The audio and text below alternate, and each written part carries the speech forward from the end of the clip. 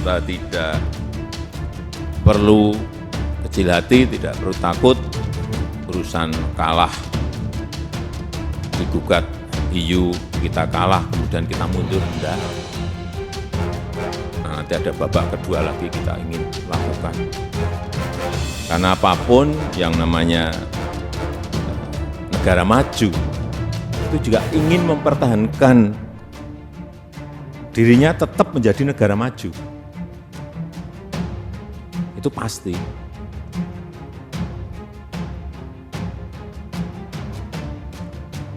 Dan juga mereka itu tidak akan rela juga bahwa negara berkembang ini ada yang maju, menjadi negara maju juga banyak yang nggak rela. Dan itu ya manusiawi, nggak perlu kita sakit hati dan enggak. Tetap kita berusaha agar bagaimana visi kita agar bisa menjadi negara maju. Presiden Jokowi sebut Uni Eropa sebagai company internasional. Mungkin banding ini memang harus dilakukan ya, setidaknya itu adalah perjuangan terakhir kita untuk mempertahankan larangan ekspor mineral mentah ya.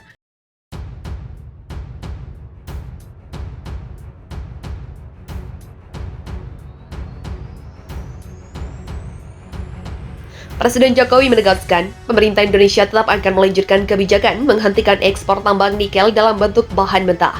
Sebagai upaya meningkatkan nilai realisasi industri, selain itu Presiden Jokowi juga menyebut Uni Eropa sebagai company yang memaksa negara lain untuk menuruti kehendak mereka. Presiden Jokowi menjelaskan Indonesia menghentikan ekspor nikel dalam bentuk bahan mentah dan menggenjot hilirisasi industri yang kita bangun ke depan.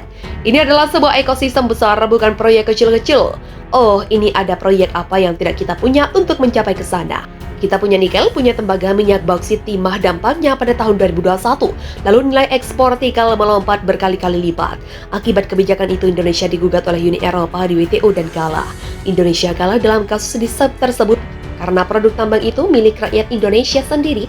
Kita miliki nikel, kita miliki tembaga, dan kita miliki bauksit, memiliki timah dan juga potensi kita. Ini besar sekali jika kita melanjutkan ekspor bahan mentah. Hati-hati dulu zaman VOC, zaman company itu ada yang namanya kerja paksa. Kata Presiden Jokowi, pemerintah akan mengajukan banding sedangkan hilirisasi tambang tetap jalan terus. Dan tidak perlu takut dengan ancaman Uni Eropa. Ada yang namanya tanam paksa, zaman modern ini muncul lagi ekspor paksa, kata Presiden Jokowi saat membuka kamar dagang dan industri atau Kadin tahun 2022 di Hotel Borobudur, Jakarta. Dari tegaskan sementara Indonesia juga punya kepentingan lain demi meningkatkan kesejahteraan rakyat. Dijelaskan oleh Presiden Indonesia memiliki potensi yang sangat besar untuk membangun ekosistem kendaraan listrik utamanya dalam membuat baterai listrik cadangan nikel Indonesia dalam nomor 1 di dunia, 5 nomor 2 di dunia, nomor 6 di dunia, dan juga tembaga nomor 7 di dunia. Di mana pengelolaan tembaga ini juga menjadi tantangan terutama dalam mengintegrasikan bahan-bahan tersebut dalam ekosistem pembesarkan kendaraan listrik karena posisinya yang besar dan juga terbesar dan juga tersebar tembaga dari Papua dan juga Sumbawa, kalau ada yang Sulawesi dan Bukit ada di Kalimantan Barat dan juga Kepulauan Riau.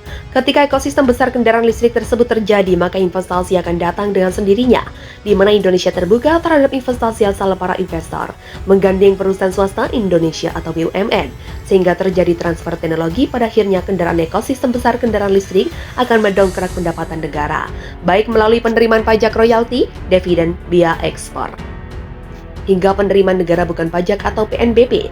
Pemerintah Indonesia juga katanya berkomitmen membangun industri hilir di Indonesia meskipun mendapat tantangan dari negara lain, seperti dengan menghentikan ekspor berbagai bahan baku atau raw material seperti biji nikel dan juga bauksit.